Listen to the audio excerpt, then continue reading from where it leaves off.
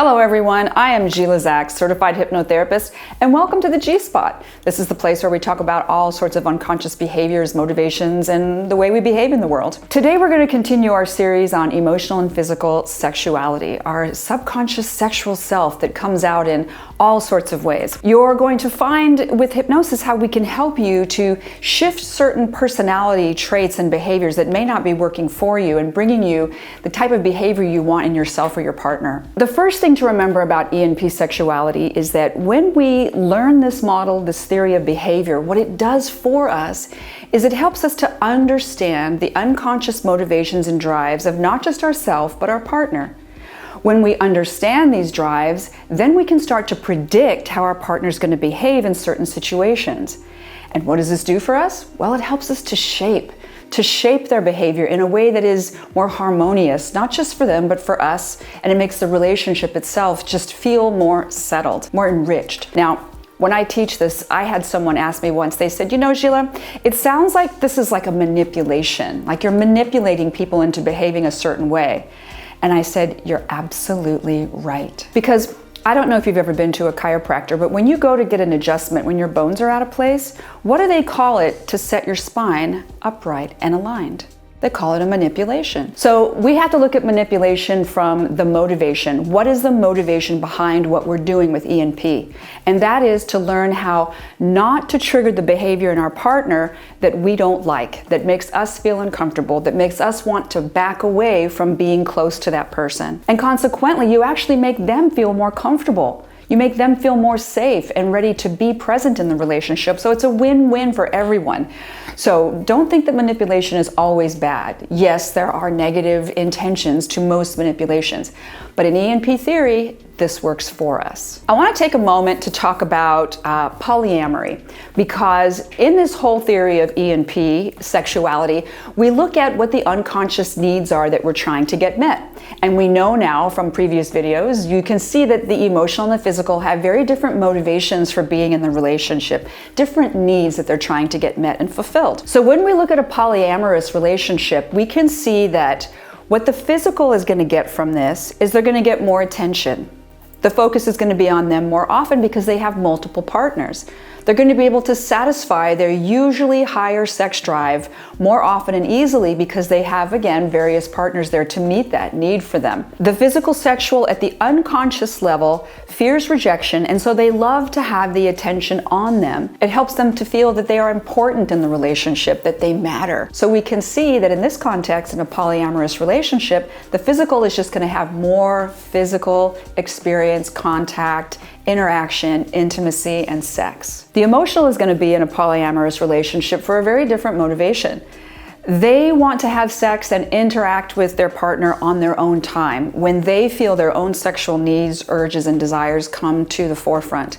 And so to be in a polyamorous relationship with multiple people, they're going to be able to greater control when they are sexual with their partner. They're not just in a one-on-one monogamous relationship where that one partner is always expecting intimacy, contact, sex, and attention. So in the polyamorous relationship, the emo is going to have more control. And for them, their biggest fear is losing control of their environment, their autonomy, their space, their time, and even their finances.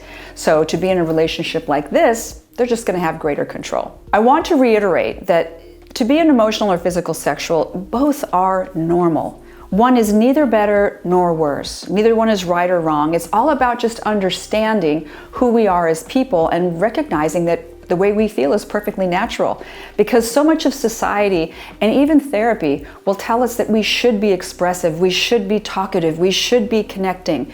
And this is true to an extent. But when someone forces or pushes that connection on us when we're not ready, that can cause the emo to want to back away, and then the physical is not getting what it is they're looking for. So if you are in a relationship with someone and you are on the higher end of the physical sexuality, okay?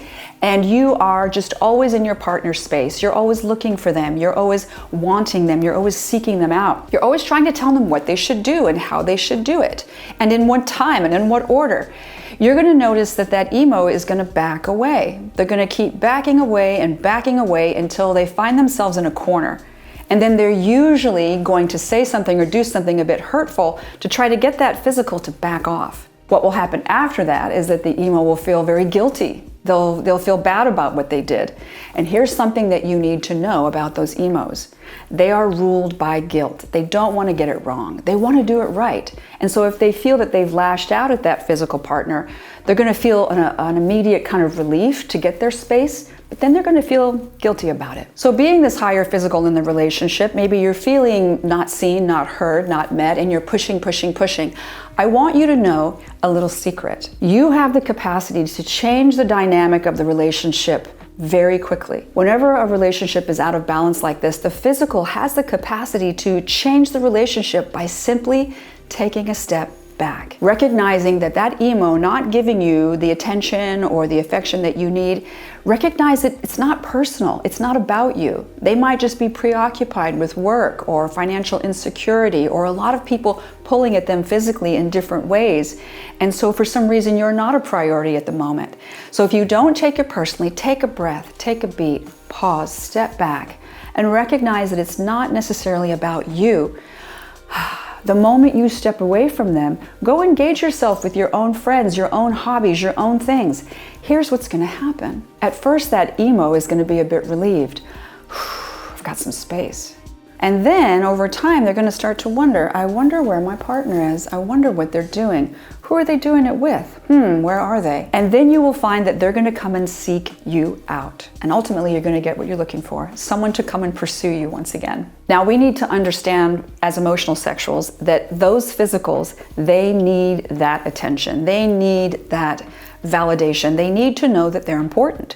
So if you are really consumed with all of those other things that are pulling you in different directions, remember, you're in this relationship for a reason. This person is important to you. You do love them. So take the time to make them a priority when you can. And I promise you, it will help them to feel more settled and calm, and the relationship itself will have more harmony. Now let's get into the sex of it all. So emotionals and physicals have very different motivations for actually having sex. The physical sexual, we call them physicals because they are physically living in their body, and they're always ready for sex. They are the ones who are more likely, especially if they're on the higher end of physical sexuality, to have what we call spontaneous desire. They can see someone walking down the street who might be attractive or who might give them a little wink or a smile, and then all of a sudden they're ready to come home and find you. Or they'll find themselves out in the world, and just the everyday general learned cues for sexual context can cause them to feel the desire arising for their partner. Now, the physical sexual generally has what we call greater vasodilation. They tend to run a little warmer to the touch and to the feel, and so they have more circulation running through their body. And when they experience touch, to them, it's almost always pleasure. They welcome touch. They're the ones who are going to want to be touched and touched. When we look at their motivation for sex, they're looking for the closeness. They're looking for, even if they can't express it, because not every physical can express themselves verbally or emotionally, depending upon what their history is. So the physical might use that sex as a way to communicate without words. And when they do, they're going to want to prolong the sexual experience for as long as they can, because they really want the closeness. Because the physical is more open and receptive to physical touch, they can take it longer, and they can take it if it's a little bit more harsh. Not harsh in the way of aggressive, just they can take the continued touch a little bit longer. The physical sexual is going to assume that their partner feels the same way, that they want to prolong the sexual experience, that they want to gaze longingly and deeply into each other's eyes. And the truth is, this is not always the case. The emotional sexual, they're going to engage in the sexual experience because they feel that their sexual energy has been building over time, and they love their partner. They do want to connect with their partner, but they're not always going to be as receptive to the long gaze, the looking in the eyes. Why? Because they feel their emotions very strongly, but they don't always know how to express them. So what will happen is, if the physical partner is coming on really, really physical, they might find themselves looking away or going into their head a little bit more, which can cause them to have a bit of a disconnect with their body. Let's be clear, the emotional sexuals do want to have sex. It's just very different motivations, different timelines, and for different time periods. So what this means is that for especially emotional sexual females, we can see that prolonged sex can be irritating. Prolonged sex can become frustrating, because what will happen is if they feel that they are not reaching orgasm as quickly as their partner expects, it can cause them to start to feel self-doubt and they will shut down. And incidentally, the same thing can happen for male emosexuals as well. The physical sexual is likely to reach orgasm first, and they're likely to want to repeat it right after. You'll hear a physical sexual often say after sex, "Ah, that was amazing. Can we do that again?" Now the challenge here is that the emosexual, they took some time. They need time to get out of their head and into their body. And when they do express themselves sexually, orgasmically, male or female, they're expressing all of the sexual energy that they've built up. So for them to hear a comment like that, for many of them, it's going to be translated as pressure. You're pressuring me to do this again, something that took me a while to get into, and that pressure is going to cause them to not want to engage in sex very soon again, simply because they don't want the pressure. So if we remember that the enemy of sexual arousal for the physical is rejection, and the enemy of the emotional sexual is pressure, we can see how this dynamic can lend itself to creating problems in the relationship. Here is the place where I want to pause and remind you that everything that I'm saying is predicated on a really, really high emotional or physical sexuality. Each of us are going to be somewhere around that bell curve of 70-30, 60-40, 55-45, and it's only the extremes of these behaviors that are going to act in the way that I am describing as the most extreme. When we're talking about the physical sexuals wanting to prolong sex, from the female perspective, they're going to want it to last a long time. They're going to want a lot of touch. They're going to want a lot of caressing, eye gazing. We talked about that. But the male physical sexual, when they orgasm, they are unconsciously holding back a measure of their ejaculate. They're not doing this consciously. It's unconscious. And the theory is because they want to be prepared and ready to go again and again and again. The emosexual, as I mentioned, because it takes them longer to connect to their body, to connect to their sexual energy, when the male emosexual ejaculates, they're going to release, for the most part, all of their semen. So they're going to need a bit of a longer refractory period, not just to build up their sexual energy, but their expression of it. Now, Dr. Kappas coined this as cubicle release. So I'm going to put a little graphic in here to show you kind of what he meant by this. In the cubicle theory, we see that the physical sexual is going to unconsciously withhold some of their ejaculate. And it looks like this. The first time that they release, it's going to be approximately a third of what they have available to them. If they're able to express themselves soon thereafter sexually, they're going to release the second third.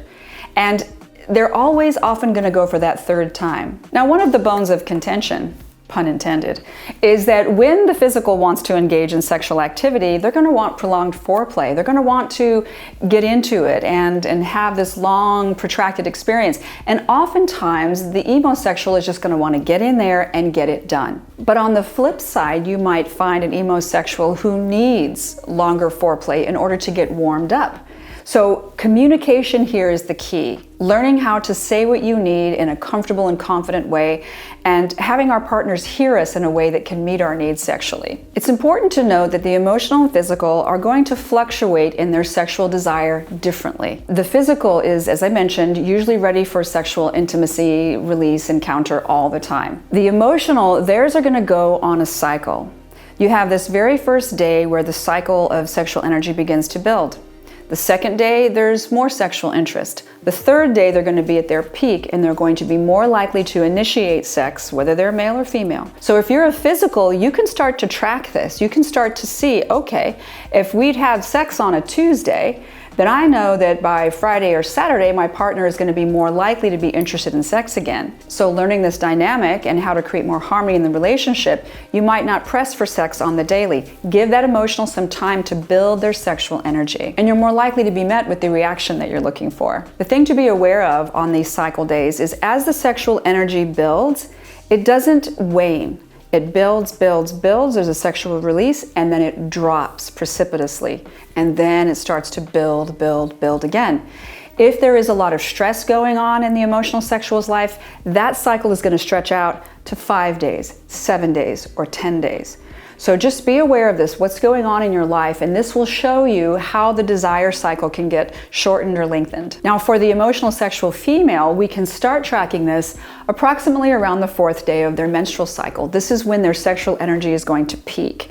And then from there, If there's release or not, depending, then they will continue to build that sexual energy and be more ready to release. And then from there again, it precipitously drops and starts to build 1, 2, 3 days out. But also, again, remembering what's going on in life. If there's extraneous life pressures, that's going to cause the desire to become dampened. So how does hypnosis play into all of this? If you are someone who's feeling the pressures and stresses of daily life and you're finding it hard to get into your body, to have sex with your partner, we can teach you with hypnosis how to turn off the world, how to get out of your head and into your body if you're that emosexual. If you're the physical sexual who's feeling that you need sex as a pressure release and you're pressuring your partner for it, then we can teach you with hypnosis how to vent that pressure, how to not take the rejection personally because it's not about you. And again, this will create more harmony in the relationship. I trust you found this episode interesting. The next episode, we're going to be going into dominance and submission. Yes, we are. So thank you for spending your time here with me at the G-Spot. If you have any questions or comments, please feel free to leave them down below.